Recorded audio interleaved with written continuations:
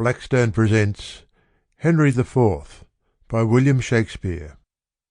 This Voices of Today production includes Part 1 and Part 2.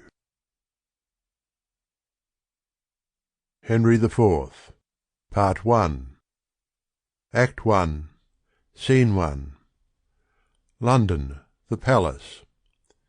Enter King Henry, Lord John of Lancaster, Earl of Westmoreland, Sir Walter Blunt, and others.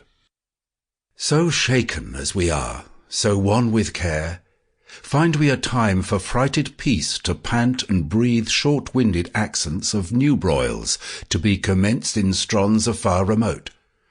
No more the thirsty entrance of this soil shall daub her lips with her own children's blood, no more shall trenching war channel her fields, nor bruise her flowerets with the armoured hoofs of hostile paces. Those opposed eyes, which, like the meteors of a troubled heaven, all of one nature, of one substance bred, did lately meet in the intestine shock and furious close of civil butchery, shall now in mutual well-beseeming ranks march all one way and be no more opposed against acquaintance, kindred, and allies. The edge of war, like an ill-sheathed knife, no more shall cut his master. Therefore, friends, as far as to the sepulchre of Christ, whose soldier now, under whose blessed cross we are impressed and engaged to fight, forthwith a power of English shall we levy, whose arms were moulded in their mother's womb, to chase these pagans in those holy fields over whose acres walked those blessed feet, which 1400 years ago were nailed for our advantage on the bitter cross. But this our purpose now is 12-month old, and bootless 'tis to tell you we will go. Therefore we meet not now.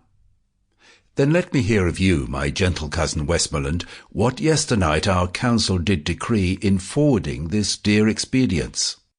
My liege, this haste was hot in question, and many limits of the charge set down but yesternight, when all athwart there came a post from Wales loaden with heavy news, whose worst was that the noble Mortimer, leading the men of Herefordshire to fight against the irregular and wild Glendower, was by the rude hands of that Welshman taken, 1,000 of his people butchered, upon whose dead corpse there was such misuse, such beastly, shameless transformation, by those Welsh women done as may not be without much shame retold or spoken of.